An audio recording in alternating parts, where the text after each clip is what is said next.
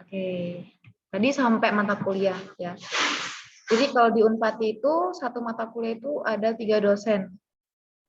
Jadi dalam satu semester itu kan ada 16 pertemuan. Nah, 3 kali pertemuannya itu dosen ini, terus 3 kali pertemuannya itu dosen itu, 3 kali pertemuannya dosen yang lain lagi, kayak gitu. Jadi kayak oper-operan gitu. Terus selain itu satu matkul itu satu minggunya 2 kali pertemuan. Kalau di Unpati gitu sih, beda banget kalau sama di UNESA.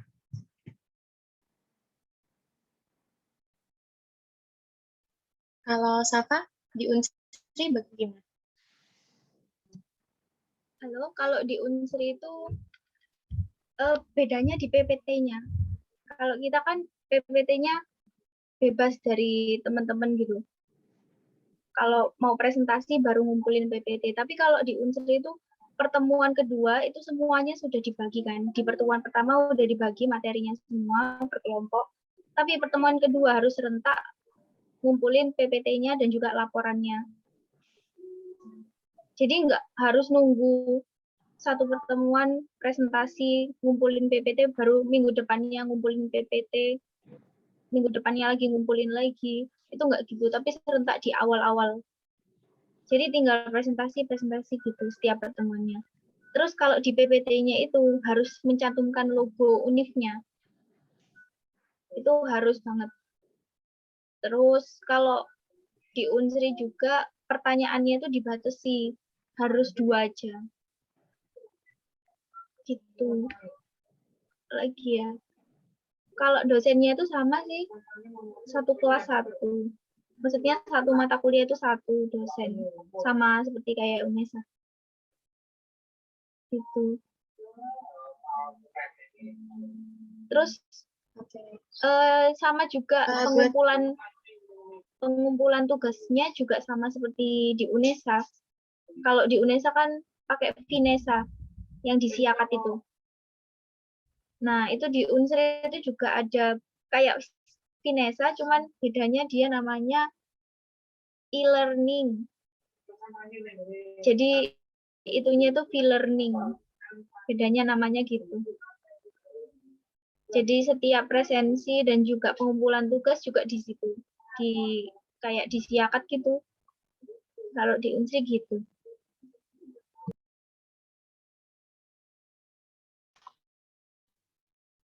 Iya, sama kalau di Timura itu lebih ke GCR. Membantu menjawab pertanyaan dari Kalina. Hai barangkali.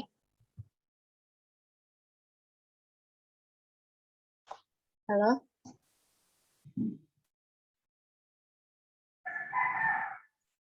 Mbak? Ya. Silakan bisa dilanjutin lagi, Pak. Ya kalau misalnya di Safat kan pakai e-learning ya.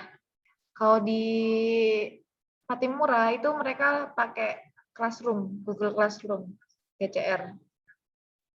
Jadi semua kuis, semua tugas dimasukin di Classroom, Google Classroom, karena kalau di sana itu emang agak di bawah Surabaya. Jadi kan kalau Surabaya kan kota, jadi kayak teknologinya itu mereka masih di bawah gitu, belum canggih-canggih banget gitu. Jadi mereka biasanya pakai GCR.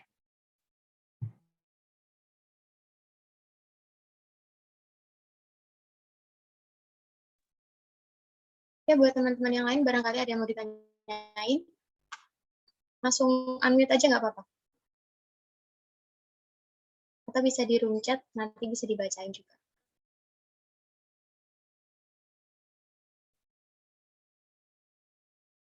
Ayo Mbak Il, aku mau tanya tadi sama Mbak Ila. Tadi kan satu mata kuliah dosennya bisa 2, bisa 3 gitu ya? Nah, itu membaginya gimana, Mbak? Kayak misal satu yang dosen A itu ngasih tugas, terus dosen B-nya ngasih tugas juga? Atau enggak? Jadi yang udah tadi aku jelasin tadi kan jadi 16 pertemuan ya. Jadi pertemuan 1 sampai ke-3 ini dosen ini, terus ke-4 sampai ke-6 itu dosen ini, ketujuh sampai seterusnya itu dosen ini gitu. Jadi nggak ada tabrakan. Cuman emang mata kuliahnya itu 1 minggu 2 kali. Dan itu 2 jam. Tapi mereka dosennya sangat ngerangkul banget loh. Kayak kita tuh kayak diemong. Gitu tadi, kayak tadi lah bilangnya, mereka itu keras. Tapi sama apa ya, sama orang itu dia ngomong banget. Tapi dengan nadanya yang keras. Jadi kayak apa ya, modelnya kayak emak-emak lagi ngamuk gitu loh. Meskipun lagi ngamuk, tapi dia tetap sayang gitu. Padahal dia nggak ngamuk gitu.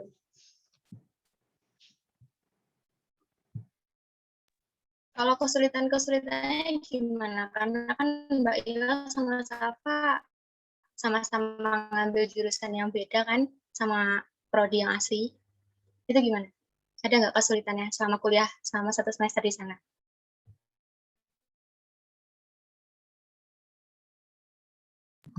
Siapa dulu ini?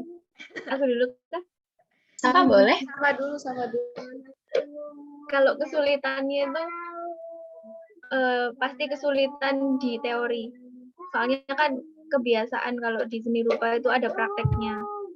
Kesulitannya itu sepaneng. Jadi harus mengingat materi-materinya gitu. Bukan praktek aja. Ada sih satu mata kuliah yang praktek. Jadi agak terhibur sendiri. Agak terhibur sedikit aku di teorinya, jadi sepaneng. Dan juga kuotanya itu belum dikasih dari unsrinya. Susahnya di situ. Jaringannya kan beda gitu. Selain belum dapat biaya kuota, itu juga jaringannya di daerahku itu susah. Jadinya kalau kelewatan materi dikit gitu ketinggalan, guys. Jadi harus tanya ke PJ-nya mata kuliahnya itu. Lebih nginget materinya sih ketimbang praktek. Jadi banyak teorinya.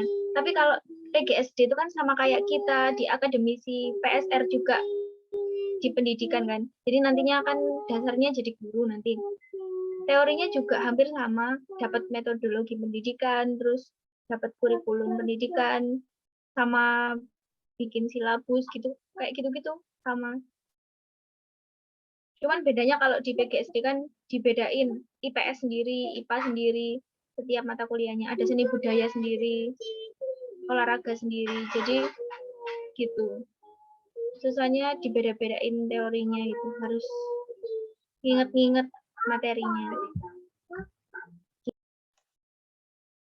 Kalau Mbak Ila? Kalau Ila sih lebih ke jam ya, karena kan di sana WIB, kalau di sini WIB. Jadi kita beda 2 jam. Jadi kalau di sana jam 8, Ila jam 6 dari sini. Kalau di sana jam 7, Ila di sini jam 5, habis subuh langsung belajar. Apalagi pertanian, genetika tumbuhan. Pertanian itu kan emang meskipun Ila basicnya IPA di SMA gitu ya, tetap nol lagi, kayak kita nggak tahu apa-apa gitu. Kesulitannya di situ sih. Terus kalau lagi ngajarin ya, ini salah satu kebiasaan yang Ila nggak suka dari dosen-dosen Patimura. Kalau habis ngejelasin itu ditanya kembali coba. Sedangkan kita itu nggak nyambung dari awal sampai akhir. Jadi kayak pas lagi mata kuliah nih, Ila itu selalu berdoa dalam hati kayak jangan nunjuk aku Pak, jangan nunjuk aku Pak gitu. Padahal mau nggak mau harus ditunjuk karena emang ya kan kita terobosan, jadi pasti yang diinget kita lah. Nanti kita menghindar gimana gitu. Jadi kadang gitu. Gitu kalau misalnya lagi kuliah itu sih kesulitannya.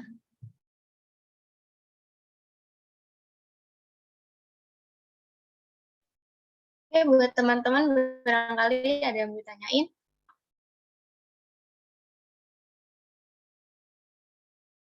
Atau udah cukup? Kalau ada Ila nih yang mau tanya nih ke teman-teman kalian nih. Boleh. Silakan, Mbak. Dari Ila sama Safa kan udah melakukan toleransi yang benar-benar tinggi gitu loh. Ketika kita itu berkenalan dengan orang yang di luar pulau, di luar ya, budaya kita sendiri gitu. Bahkan bukan di wilayah Papua aja, Ila kan ngambil di Medan juga. Terus kita juga ada namanya ada apa sih mata kuliah modul Nusantara. Jadi di situ di modul Nusantara itu kita ditempatkan satu ruang dengan orang-orang yang berbeda agama, terus berbeda budaya, ada yang dari Medan, ada yang dari Bandung, ada yang dari Jogja, ada yang dari Sumatera, gitu kan ya. Nah itu kan Ila dan Safa kan udah melewati toleransi yang sangat tinggi gitu. Kita bisa mengenal dia yang budayanya keras, akhirnya kita tahu, oh nggak semua orang keras ya, nggak semua orang timur yang keras ini dia itu jahat, ternyata dia itu baik, gini. Ya begitu ya Safa ya? Safa? Iya, benar banget. Oke, nah di sini Ila mau tahu nih, apa ya, pernah nggak sih kalian melakukan toleransi ke orang lain? Contohnya aja nih, Ila tanyain ke salah satu-satu ya, ke Sandy dulu nih. Sandy pernah nggak melakukan toleransi apa gitu, entah itu dari agamanya atau dari kebudayaannya gitu, pernah nggak?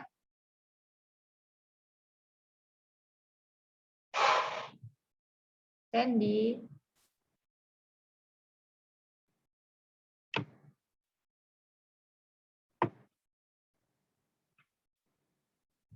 Halo, teman-teman on cam dong.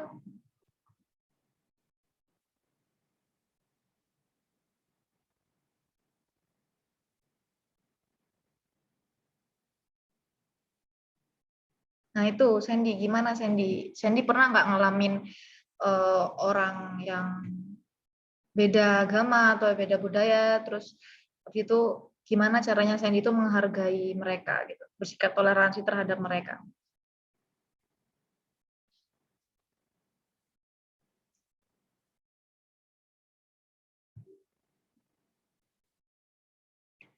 Oke, Dewi mungkin?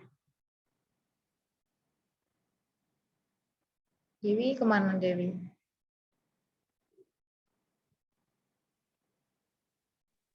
Halo Kak, Iya,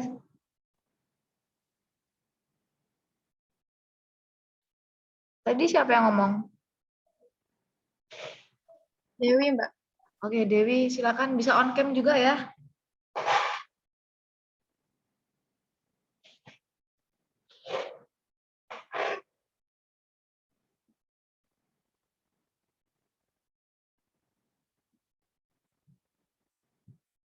Dewi. Halo Kak, kedengaran nggak?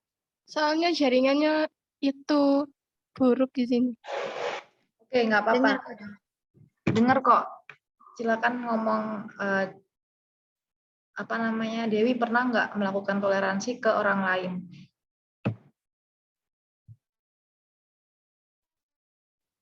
Itu sih Kak, toleransi antar umat beragama.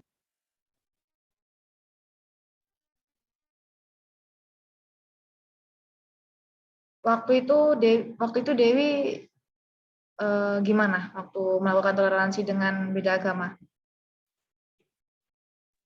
Kan waktu SMA ada teman sekelas yang beda agama ya Kak. Itu satu kelas kan isinya 36 orang dan ada satu anak itu beragama Kristen. Jadi kalau misalnya ada pelajaran agama, biasanya dia disuruh ke perpus atau ya tetap di situ tapi boleh pakai handset gitu. Oke, oke, terima kasih Dewi. Mungkin Elza pernah nggak melakukan toleransi dengan orang lain? Ya pastinya pernah dong Mbak. Ya waktu apa itu?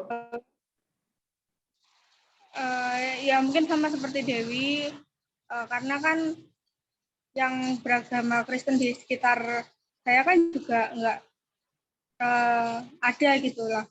Nah waktu dulu SD itu ada beberapa teman kelasku yang beragama Kristen, Protestan. Nah, itu pada saat pelajaran agama mereka pindah ke ruang perpus atau ke UKS. Nah, di situ mereka tetap diajarkan oleh guru agamanya sendiri. Gitu sih. Oke, berarti sama ya. Jadi nggak sama melihat yang Dewi.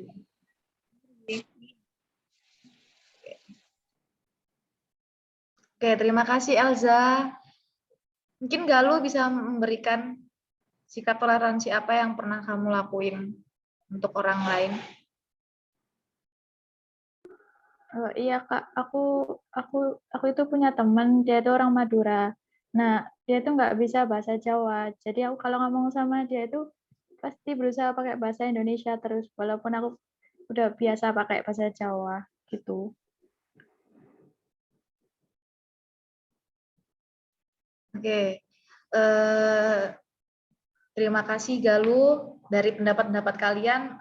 Mungkin masih dari agama ya, semua dari agama. Mungkin Galuh antar budaya. Nah, kalian sadar nggak sih kalau misalnya hal kecil pun dari dalam rumah, kalian itu harus melakukan toleransi. Dalam rumah, misal orang tua, papa, mama, adik, kakak. Pasti dalam keluarga itu kalian punya kebiasaan yang berbeda-beda. Pernah nggak sih kalian itu kayak ngamuk, apa jangan kayak gitu dah, gitu. Pernah nggak? Pernah.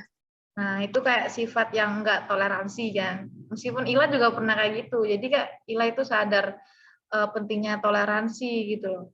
Pentingnya toleransi di kita dari hal kecil aja di keluarga yang emang kita benar-benar satu darah, tapi kita itu beda kebiasaan. Kita belum bisa menerima. Di zaman sekarang masih banyak orang yang belum menumbuhkan rasa toleransi. Ya, pernah dengar lagunya Bingung nggak dari Iksan Skuter? Tahu nggak lagunya? Ya, mungkin yang lain bisa cari di YouTube lagu Iksan Skuter yang Bingung.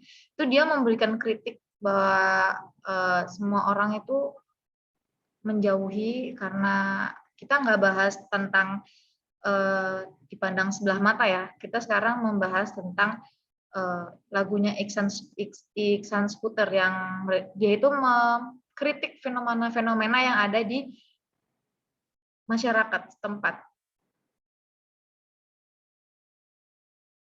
Padahal Iksan Skuter itu pengen banget dari lagu itu kita itu sadar bahwa toleransi yang kita tumbuhkan itu membuat kita itu hidup kayak rukun, damai gitu.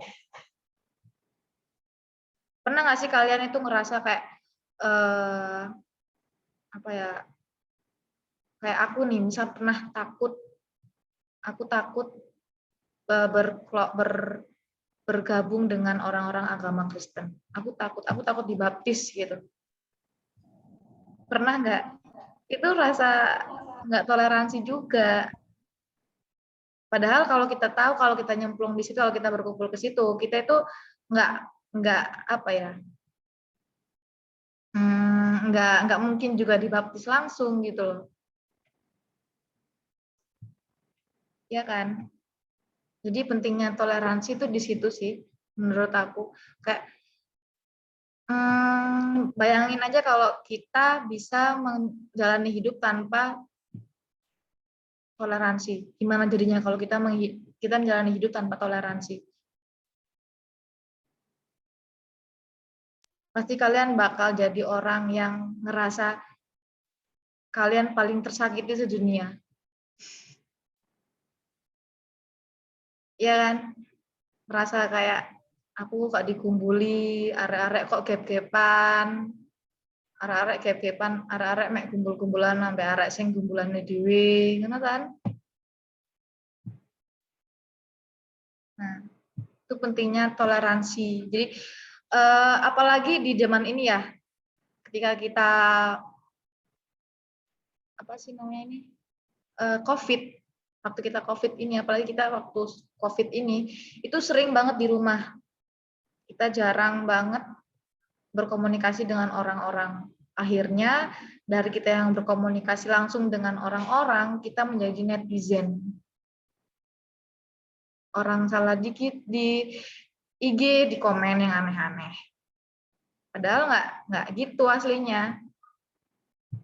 Apalagi ada orang-orang yang suka Korea. Mohon maaf nih ya, yang suka Korea ini ya. Aku nggak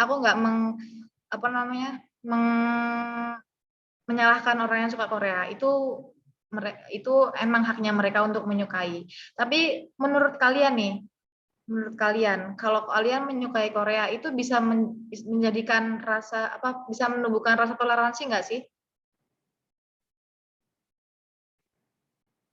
Siapa nih yang suka Korea? Galuh suka nggak? Lumayan, Kak. Oke, menurut Galuh nih yang suka Korea nih. Menurut Galuh, kalau kamu suka dengan BTS atau yang lain gitu, itu bisa. Oke, nggak BTS, yang lain yang kamu suka. Yang kamu suka ya. Nah, itu bisa menjadi ruang perjumpaan antar beda budaya nggak? Bisa menumbuhkan rasa toleransi nggak? Bisa sih, Kak. Kenapa kok bisa?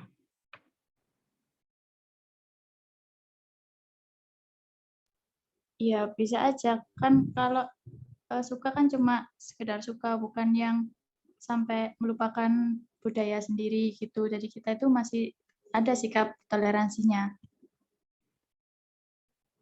Oke, kalau antar sesama penggemar gimana? Biasanya nih, aku pernah denger nih ada orang yang saking fansnya itu mereka berantem gitu. Itu gimana tanggapan Galuh gitu? Apakah mereka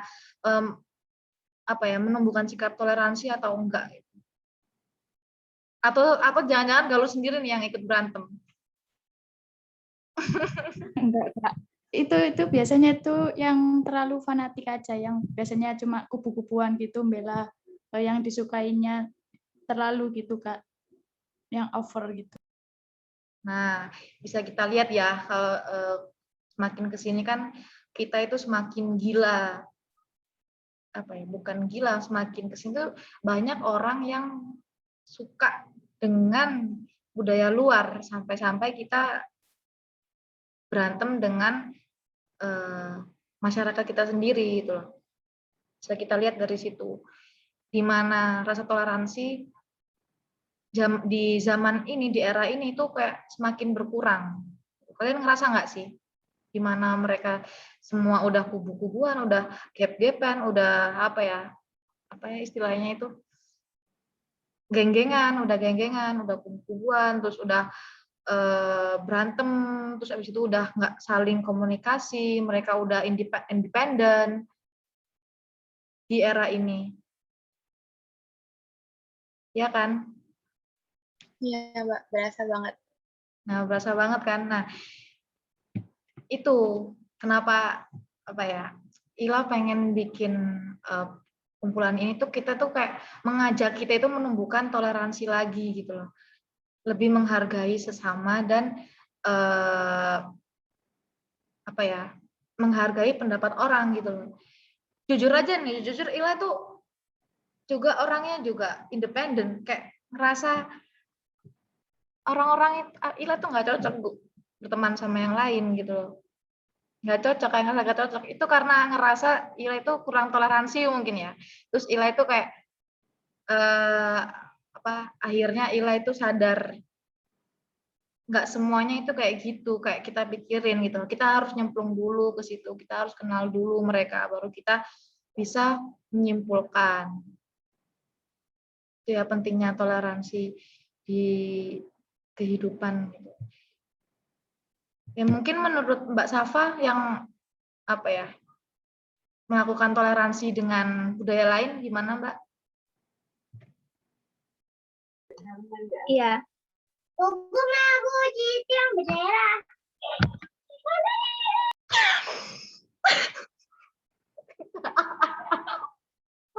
Aduh, aku gurung di on mute.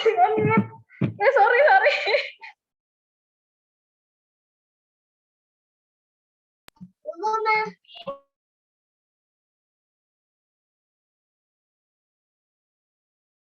Maaf ya teman-teman. Ya kalau menurutku ini dari aku sendiri, pengalamanku sendiri. Sama sih seperti kayak Mbak Ila. Jujur aku tuh nggak punya circle. Maksudnya itu semua anak itu aku nggak deket, nggak terlalu deket, juga nggak terlalu jauh. Jadi aku nggak punya sahabat deket, nggak punya temen deket banget gitu. Entah itu aku ngerasa introvert atau gimana nggak tahu ya. Tapi kalau ada temen yang butuh bantuanku, insya Allah kalau bisa ya aku bantuin. Tapi kalau teman-teman yang benar-benar ada pas tepat aku butuh, itu tuh kadang nggak ada, kadang ada. Jadi kadang lebih banyak itu aku yang selalu ada gitu loh. Jadi aku tuh nggak bisa deket sama orang. Nggak tahu kenapa. Tapi ya nggak beda-bedain juga ke orang. Kalau misal dia butuh bantuan ya tak bantu sebisaku.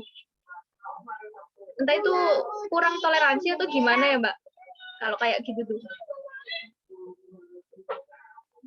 Sampai sekarang Bukan kamu enggak. masih kayak gitu, masih ngerasa gitu. Aku tuh nggak deket sama orang terlalu banget gitu. Jadi nggak terlalu jauh ya nggak terlalu deket. Nggak punya circle juga. Terakhir tuh SMA. Oke, nah itu berarti Safa butuh itu ya, meningkatkan rasa toleransi lagi. Lebih toleransi itu nggak hanya terhadap orang lain, tapi toleransi terhadap diri sendiri juga, terutama yang penting. Kalau kalian nggak bisa toleransi untuk diri sendiri, kalian nggak bisa toleransi dengan orang lain. Jadi kalian menghargai diri sendiri. Kalau kalian tuh ini, emang Ila orangnya kadang apa ya, nggak tahu ya juga bisa ngomong kayak gini tuh kenapa kok. Soalnya Ila ngerasain gitu loh. Oh iya, ternyata susah banget kita itu melakukan toleransi terhadap orang lain karena Ila itu belum toleransi terhadap diri sendiri gitu. Jadi susah kayak ngebuka diri Ila untuk orang lain itu susah gitu. Jadi emang toleransi itu penting banget. Nggak hanya untuk orang lain tapi untuk diri sendiri. Tuh. Nah, ya ini buat teman-teman, makasih udah beberapa pertanyaannya udah masuk, terus makasih juga buat Mbak Ila, buat Safa yang udah mau jawab pertanyaan dari kita. Jadi, aku mau nyimpulin beberapa kata aja, gak banyak. Dari diskusi yang udah kita lakuin, jangan pernah lihat orang tuh dari luarnya aja. Kita tuh harus pahami dulu, kita harus deket dulu sama orangnya. Baru silakan kalian menilai seseorang itu. Nilai dia cocok atau enggak sama kita, dia orangnya baik atau enggak. Tapi udah keep itu untuk diri kalian sendiri. Gak usah kalian sebar-sebaran ke orang lain. Barangkali dia tuh jelek setelah kalian nilai, tapi udah keep sendiri aja. Kemudian kalian juga bisa nilai, oh orang ini seperti ini, oh orang ini seperti ini, udah cukup jadi pengetahuan buat kalian dan jangan menjelekkan orang lain. Karena belum tentu orang yang jelek di mata kalian itu sebenarnya dia jelek. Barangkali ada sesuatu, ada sisi baik dari seseorang yang nggak kalian ketahuin. Karena emang kalian cuma nilai dari sisi luarnya aja. Gitu. Makasih buat Mbak Ila, buat Safa, buat materinya, buat ilmunya. Semoga bisa bermanfaat buat kita di kemudian hari. Oke, acara ini saya tutup. Makasih buat semuanya. Wassalamualaikum warahmatullahi wabarakatuh. Waalaikumsalam warahmatullahi wabarakatuh. Terima kasih moderator. Terima kasih Mbak Ila juga. Terima kasih. Terima kasih.